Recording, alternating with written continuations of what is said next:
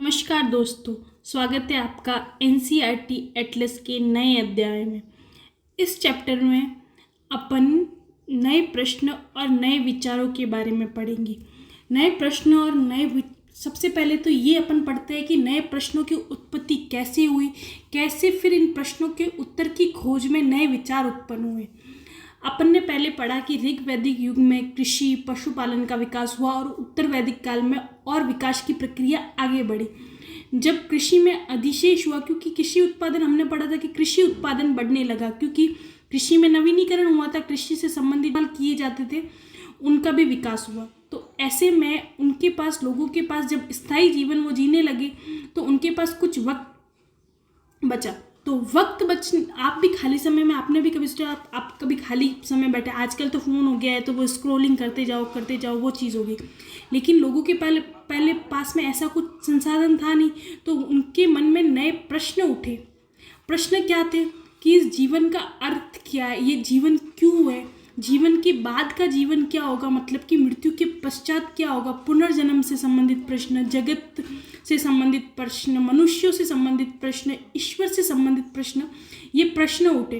तो इन्हीं प्रश्नों के उत्तर देने के लिए कुछ महान विचारकों का जन्म हुआ और आज इस अध्याय में हम उन्हीं विचारकों के बारे में पढ़ेंगे। तो स्वागत है आपका इस वीडियो में, जिसमें अपन नए विचारों से भी अवगत होंगे और उन विचारों के उत्तर को भी जानने का प्रयास करेंगे। सबसे पहले हम गौतम बुद्ध के बारे में जानते हैं। गौतम बुद्ध के बारे में आपने सबने सुना होगा, जो बुद्ध धर्म के संस्थापक माने जाते हैं और भारत में इस धर्म की उत्पत्ति हुई। लेकिन विडंबना ये है कि भारत में आज इस धर्म की जो संख्या बल के हिसाब से ये धर्म आज भारत में बहुत कम, मतलब कि उसका घनत्व देखें तो बहुत कम है।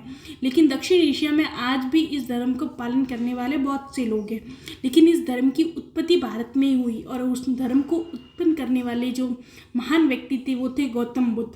सबसे पहले अपन गौतम बुद्ध के जीवन की कहानी जानते हैं। गौतम बुद्ध का जन्म उत्तर वैदिक काल में, मतलब कि 6 पूर्व के आसपास हुआ था। उनका बचपन का नाम सिद्धार्थ था।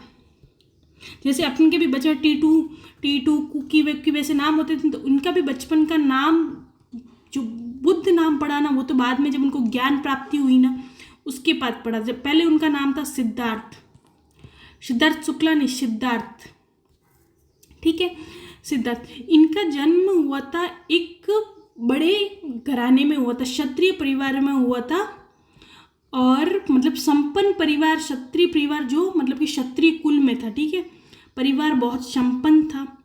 और उनका लालन पालन भी इस तरीके से हुआ कि उन्होंने कभी जीवन में दुख महसूस नहीं किया, मतलब कि पूरी तरह रईसी के साथ और जीवन की जो सांसारिक दुनिया होती थी ना उससे एकदम अलग और सारी सुख सुविधाओं से युक्त गौतम बुद्ध का लालन पालन हुआ।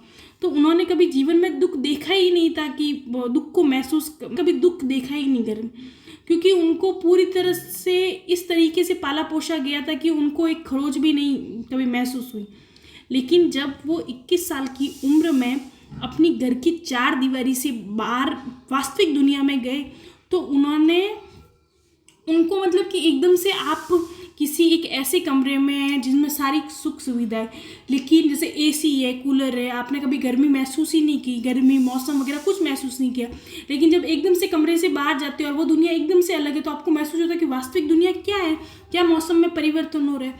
तो सिद्धार्थ के लिए एकदम से बाहर जाना उसी तरीके से था कि जब उन्होंने ये देखा कि भाई वास्तविक दुनिया तो बहुत अलग है, इसमें दुख है, वो सब है। तो फिर जब वो बाहर निकले तो उन्होंने 4 दृश्य देखे। तो 4 दृश्य, ये दृश्य ऐसे थे जिन्होंने उनके जीवन में बहुत बड़ा परिवर्तन लाया। तो आपके मन में प्रश्न उठ रहा होगा कि वो 4 ऐसे दृश्य क्या थे। तो वो 4 दृश्य थे कि मतलब कि जीवन में परिवर्तन लाने वो 4 दृश्य कौन से थे। तो पहला दृश्य तो था एक वृद्ध व्यक्ति को देखना, तो उनको महसूस हुआ कि भाई शरीर वृद्ध भी होता है। दूसरा था रोगी व्यक्ति को देखना। तीसरा था एक मृत व्यक्ति को देखना, मृतदेह को देखना। और चौथा था एक सन्यासी को देखना। जब इन्होंने ये देखा तो उन्होंने देखा कि जीवन तो मतलब कि चारों तरफ मतलब कि इतनी दुख है, तो उन्होंने इन दृश्यों ने उनके जीवन में बहुत बहुत बुरी तरह से उनको प्रभावित किया। लेकिन वो वापस घर पे आए, तो लेकिन जब वो घर पे आए तो उनका मन उस सांसारिक जीवन में रमा ही नहीं। उनकी एक पत्नी थी यशोधरा, और उनका पुत्र भी था राहुल। लेकिन जब उन्होंने उन 4 दर्शों के बाद वापस घर वापसी की तो उनका जीवन नॉर्मल नहीं रहा, क्योंकि उन्होंने जो वो देख लिया जो शायद उनके परिवार ने उनको दूर रखा था। लेकिन वो देखने के बाद वो उस सांसारिक जीवन में कभी रम नहीं पाए। 29 वर्ष की उम्र में वो सत्य की खोज में घर से बाहर निकले। सत्य की खोज में जब घर से बाहर निकले तो उन्होंने बहुत सारे ऋषि मुनियों के पास गए, बहुत सारे मंदिरों में गए, बहुत जगहों की यात्रा की, लेकिन उनको किसी भी सत्य से उनको संतुष्टि प्राप्त नहीं हुई कि भाई ये सत्य है, ये उससे संतुष्टि प्राप्त हो। तो उनको वो संतुष्टि प्राप्त नहीं हुई। तो उन्होंने निश्चय किया कि अब सत्य की खोज स्वयं मैं करूँगा। तो उन्होंने एक बोध गया में पीपल के पेड़ के नीचे बैठकर ध्यान किया, और उसी पीपल के पेड़ के नीचे उनको ज्ञान की प्राप्ति हुई। और उस ज्ञान प्राप्ति के 7 दिन बाद वो सारनाथ में गए और उन्होंने पहला अपना उपदेश दिया। और उसी उपदेश की जो घटना है ना, उसको धर्म चक्र परिवर्तन कहा जाता है। तो ये थी बुद्ध की कहानी। तो बुद्ध को वो सत्य के रूप में क्या प्राप्त हुआ, ये भी जानने की जिज्ञासा हुई होगी कि भाई उन्होंने जो वो इतना कुछ जानने का प्रयास किया तो वो सत्य क्या था। तो बुद्ध ने कहा कि जीवन दुखों से भरा हुआ है, मतलब जीवन में दुख है ही है, आप कितनी भी कोशिशें कर लो जीवन में दुख होगा ही होगा। तो उन्होंने बोला कि ठीक है, दुख तो है ही है, आप भी अपने जीवन में देखो ये दुख बहुत सारे थे, लेकिन इस दुख का कारण फिर क्या, भी दुख तो है ही है। तो उन्होंने बोला दुख का कारण भी है। तो वो दुख का कारण क्या है, तो दुख का कारण उन्होंने बोला कि इच्छाएं, आपकी अनगिनत इच्छा है। जैसे कि सबसे पहले आप छोटे होते तो आपको ये इच्छा होती है कि मेरे पास बहुत सारे खिलौने हों, वो सब चीज़ें हो जो एक बच्चे को चाहिए होती, खिलौने, गाड़ी वाड़ी सब हो। जब ये थोड़े बड़े होते तो ये इच्छाएं छोटी लगने लगती है। तो फिर आपको अच्छी मतलब कि ऐसे चाहिए होता है कि मैं क्लास में फर्स्ट आ जाऊँ, ठीक है। तो आपने पढ़ने लिखने में, फिर आपको जॉब की इच्छा होती है, वो भी बहुत अच्छी जॉब चाहिए मेरे को। फिर आपको अच्छा लाइफ पार्टनर चाहिए, फिर आपको अपने मतलब बच्चे चाहिए, बच्चे भी अच्छे आदर्श है। तो वो इच्छाएं कभी ख़त्म ही नहीं होती। तो वो फिर अगर इच्छाएं, आपकी जो एक्सपेक्टेशन है और वो इच्छाएं पूरी नहीं हो रही तो फिर वो दुख होगा। तो बुद्ध ने बोला कि आपकी इच्छाएं आपके दुख का कारण है। तो फिर उस दुख को प्राप्त करने के लिए, दुख को खत्म करने के लिए उन्होंने एक अष्टांगिक मार्ग भी बताया, मतलब कि 8 ऐसे मार्ग बताए कि भाई वो सदकर्म, ऐसी 8 मार्ग बताए। तो उनको प्राप्त करके आप अपनी इच्छाओं से मुक्ति पा सकते हैं और दुखों को खत्म कर सकते हैं, ठीक है। तो ये है बुद्ध के विचार। जो प्रश्न खड़े हुए हैं ना कि भाई दुख क्या है, जीवन क्या है, तो उसके उत्तर में ही महान विचारकों का जन्म हुआ। उनमें से एक महान विचारक बुद्ध थे। उन बुद्ध के बारे में अपन ने पढ़ा कि उनका जीवन क्या था, उन्होंने किस तरीके से ज्ञान की प्राप्ति की, और उन्होंने ज्ञान प्राप्ति के बाद लोगों को ये बताया कि जीवन क्या है, जीवन दुखों से भरा हुआ, दुख का कारण क्या है, उन्होंने कारण भी बताया। फिर उनसे निजात पाने के लिए उन्होंने अष्टांगिक मार्ग भी बताया, ठीक है। अब हम आगे बढ़ते हैं। बुद्ध की कहानी में समझ रही हूँ कि आपको समझ में आई होगी। तो उस समय सिर्फ बुद्ध का नहीं, उसके बाद एक महावीर भगवान जैन धर्म से संबंधित है और जैन धर्म के 24वें तीर्थंकर माने जाते हैं। वो भी एक महान विचारक हुए। उन्होंने भी जीवन के सत्य को जानने के लिए बहुत कठिन तपस्या की, और इस कठिन तपस्या के बाद उन्होंने सत्य की खोज की और उन्होंने बताया कि जीवन का अर्थ क्या है, जीवन में व्यक्ति को क्या करना चाहिए, कैसे करना चाहिए। तो वो सब बताया। बुद्ध से संबंधित एक बहुत महत्वपूर्ण चीज़ है कि उन्होंने ना जीवन से संबंधित एक मध्य मार्ग की बात की थी। मतलब वो है ना किसी भी मतलब बुद्ध ने सबसे पहले है ना जब तपस्या की ना, तो उन्होंने अपने जीवन शरीर को बहुत कष्ट दिया और बहुत कठिन तपस्या की। तो बुद्ध ने बोला कि किसी भी चीज़ के एक्सट्रीम में जाने की बजाय एक मिडिल पाथ अपनाना चाहिए। और ये बात बहुत सारे पश्चिमी दार्शनिकों ने भी कही है कि भाई आप है ना किसी भी चीज़ के एक्सट्रीम, सब चीज़ों का खराब होता है, आप किसी भी चीज़ के एक्सट्रीम में जाओगे ना तो वो चीज़ खराब हो जाएगी। तो आपको एक मिडिल पाथ अपनाना है कि भाई मध्य मार्ग का रास्ता सबसे बेहतर होता है। कि जैसे कि आपको किसी चीज़ का शौक़ है तो आप पूरी तरह उस शौक़ को लेके बैठ जाएंगे। जैसे कि आपको खेलना अच्छा लगता है तो और पढ़ना अच्छा नहीं लगता, लेकिन सिर्फ आप खेल में चले गए तो वो आपके जीवन को बहुत नुकसान पहुंचा सकता है। तो आप एक मध्य मार्ग अपना के कुछ समय खेल के लिए और कुछ समय पढ़ाई के लिए निकाल सकते हैं। तो बुद्ध ने यही बोला कि मध्य मार्ग बेहतर मार्ग है किसी भी एक्सट्रीम स्टेज पे जाने की तुलना में। आगे बढ़ते हैं महावीर भगवान के बारे में। मैंने इसकी पृष्ठभूमि तो आपके सामने रख ही दी है। तो महावीर भगवान का जन्म भी कुछ भगवान बुद्ध का जिस तरीके से जन्म हुआ उसी परिस्थितियों में, मतलब कि एक क्षत्रिय परिवार में पूर्ण सुख सुविधाओं के साथ उनका जन्म हुआ था।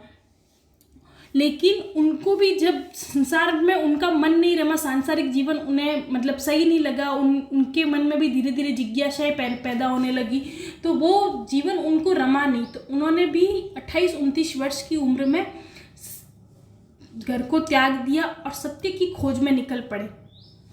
सत्य की खोज में उन्होंने भी वही रास्ता अपनाया। उन्होंने भी कठिन तप किया। बुद्ध ने कठिन तप किया और उस तप की प्रक्रिया में उन्होंने किसी को भी जरा सा भी नुकसान नहीं पहुंचाया।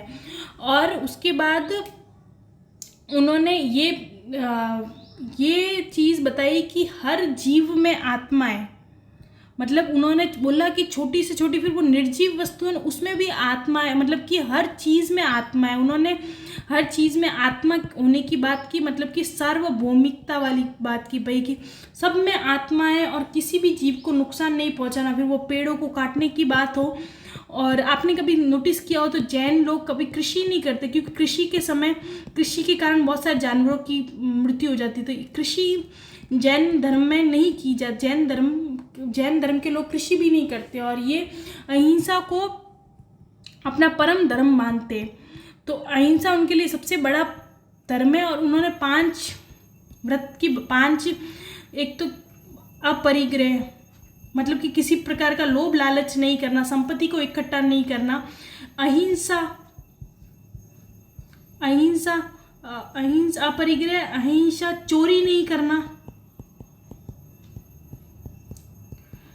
नहीं करना, अपरिग्रह, अहिंसा, एक ब्रह्मचर्य था। इसमें जो 5 थे, कुल 4 तो पहले वाले तीर्थंकर उन्होंने दे रखे थे। जो ब्रह्मचर्य है ना वो बाद में उन्होंने महावीर भगवान ने जोड़ा। तो महावीर भगवान ने भी सत्य की खोज के लिए एक कठिन जीवन अपनाया और उन्होंने भी कठिन जीवन अपना के सत्य की खोज करने का प्रयास किया। महावीर बुद्ध और भगवान बुद्ध में ये सिमिलरिटी है कि उन्होंने ये चीज़ मानी कि अगर आपको सत्य की खोज करनी है तो आपको घर से बाहर निकलना ही पड़ेगा। और इसीलिए अपन देखते हैं कि उन्होंने संघों की स्थापना भी की। बुद्ध और महावीर भगवान ने दोनों ने मतलब कि महावीर भगवान ने इतनी स्पष्टता के साथ वर्ण व्यवस्था का विरोध नहीं किया, लेकिन वो मानते थे कि जन्म की बजाय कर्म के आधार पर वर्ण व्यवस्था होनी चाहिए। जबकि बुद्ध ने वर्ण व्यवस्था का पूर्ण विरोध किया और उन्होंने समानता की बात की। बुद्ध भगवान महावीर और बुद्ध के बाद जो सांसारिक जीवन के जो ये प्रश्न उठने लगे, आत्मा ब्रह्मा के बारे में, जीव जगत के बारे में जो प्रश्न उठने लगे, उनके उत्तर उपनिषदों में भी शामिल किए गए। उपनिषद का अर्थ होता है कि गुरु के समीप बैठना। इसमें शिष्य और गुरु के संवादों को उपनिषदों में सम्मिलित किया गया। इन्हीं संवादों के माध्यम से कुछ महत्वपूर्ण प्रश्नों के उत्तर दे रखिए। अपन सामान्यतः देखते हैं कि बौद्ध धर्म हो, जैन धर्म हो या फिर उपनिषद हो, जहाँ पर महिलाओं की उपस्थिति इन प्रश्नों के संदर्भ में अपन को कम देखने को मिलती है। फिर भी कई अपन को कुछ महिलाओं के संदर्भ में पढ़ने को मिलता है, जिसमें एक गार्गी का संवाद भी महत्वपूर्ण है। अब उपनिषद अपन को जो मिलते हैं ना, उपनिषद जो लिखे गए ना वो उत्तर वैदिक काल में लिखे गए। उत्तर वैदिक काल मतलब ऋग्वेद के बाद का काल, और उत्तर वैदिक काल में जो साम वेद, यजुर्वेद, अथर्ववेद लिखे गए, उसी के साथ साथ उपनिषद भी लिखे गए। उपनिषदों में ऋषियों और विद्यार्थियों के मध्य संवाद के माध्यम से इन उपनिषदों को लिखा गया, और इसका मतलब होता है गुरु के समीप बैठना। और इन प्रश्नों में मतलब जो ये संवाद हुआ है ना, उसमें आत्मा, ब्रह्मा, मोक्ष के बारे में बातें की गई है। उपनिषदों अब अपन जो संघ के बारे में जानते हैं, जो मतलब उपनिषदों के बारे में जानने के बाद अब अपन संघों के बारे में जानेंगे, जो बौद्ध धर्म और जैन धर्म के संबंध में है। बौद्ध धर्म और जैन धर्म, मैंने बताया कि दोनों धर्म ये मानते थे कि अगर आपको सत्य की खोज करनी है तो अपनी ऐशो आराम को छोड़ना पड़ेगा और घर से बाहर निकलना पड़ेगा। ऐसे में उन्होंने घर से बाहर निकलने वाले लोगों के लिए रहने के संदर्भ में संघों की स्थापना की, जहाँ पर साथ में आकर लोग रहेंगे और वहाँ पर उनके संवाद होंगे और बेहतर मतलब कि एक सामान्य जीवन जिएंगे। उस संघ में शामिल होने वाला, फिर वो राजा हो, शूद्र हो या फिर कोई भी व्यक्ति हो, वहाँ पर आकर समान जीवन जिएगा। मतलब किसी के साथ कोई भेदभाव नहीं किया जाएगा, मतलब किसी भी प्रकार की ऊंच नीच उस संघ में नहीं होगी। और उसके साथ साथ एक यूपीएससी में भी क्वेश्चन आया हुआ है जो इसके संबंधित है कि चैत्य और विहार, इन मतलब बौद्ध धर्म से संबंधित है। चैत्य और विहार का मतलब क्या होता है? बौद्ध धर्म में जो पूजा स्थल होता है ना, पूजा प्रार्थना करने का स्थल, उसके लिए जो शब्द इस्तेमाल किया जाता है वो चैत्य होता है। और विहार, जहाँ पर ये बुद्ध धर्म से संबंधित जो भिक्षुक होते हैं ना, उनके जो रहने की व्यवस्था होती है ना, क्योंकि ये हमेशा जो बारिश का महीना होता है ना, सावन, मतलब कि ये उसमें एक जगह पे रहते हैं और अपना जीवन या बाकी वो घूमते फिरते रहते हैं। तो उन घूमते फिरते के दौरान वो कहीं पे रुकते हैं ना, तो वहाँ पर जो रुकने की व्यवस्था या फिर रहने की जो व्यवस्था होती है ना, उनको विहार कहते हैं। विहारों के निर्माण के लिए बहुत बड़े जैसे कि राजाओं के द्वारा बहुत सारे विहार बनाए गए, बहुत सारे बड़े बड़े धनी व्यापारियों के द्वारा भी विहारों को बनाए गए। तो ये अपन को देखने को मिलता है कि जब धनी व्यक्ति दान देता था तो दान के द्वारा इन विहारों का निर्माण किया गया है। अपन ने स्त्री और शूद्रों की भूमिका के बारे में देख लिया कि अपन वो उपनिषद हो या फिर जैन बौद्ध धर्म हो, महिलाओं की भूमिका अपन को नगण्य देखने को मिलती है। लेकिन फिर भी कुछ महिलाओं ने इस क्षेत्र में प्रवेश किया, जैसे गार्गी का नाम बार बार पढ़ा जाता है कि जिन्होंने जो उपनिषदों में जो चर्चा हुई है उसमें गार्गी का भी नाम देखा गया, जो महिला है लेकिन फिर भी इस संवाद में सम्मिलित हुई थी। उसके अलावा अपन को महिलाओं की भूमिका इस संदर्भ में कम देखने को मिलती है जो इन प्रश्नों पर विचार करती है। उसके बाद अपन को देखते हैं कि है ना, जब बौद्ध, हम आश्रम व्यवस्था के बारे में जानते हैं जो ब्राह्मण धर्म से संबंधित थी, मतलब कि सनातन धर्म से संबंधित थी। आश्रम का अर्थ कोई एक स्थान पर रहने या प्रार्थना करने की जगह नहीं, बल्कि ये जीवन के चरणों की बात कर रहे हैं, जिसमें जो क्षत्रिय, वैश्य और जो पुरोहित होते थे उनको इन चरणों का पालन करना पड़ता था। पहला चरण होता था जो ब्रह्मचर्य चरण होता था, जिसमें व्यक्ति पूरी तरह ब्रह्मचर्य रहता था और शिक्षा वगैरह प्राप्त करता था। शिक्षा वगैरह की मतलब कि गुरुकुल में रहकर अपना जीवन यापन करता था और शिक्षा प्राप्त करता था। दूसरा धर्म होता था गृहस्थ, जिसमें व्यक्ति विवाह करता था और एक गृहस्थिक जीवन जीता था। तीसरा होता था वानप्रस्थ, जिसमें व्यक्ति जंगल में चला जाता था और उधर ध्यान वगैरह करता था। चौथा था सन्यासी, जहाँ पर वो पूरी जीवन की सुख सुविधाओं को छोड़कर एक सन्यासी का जीवन जीता था। ये पूरे चरण हैं वानप्रस्थ आश्रम व्यवस्था के, ठीक है।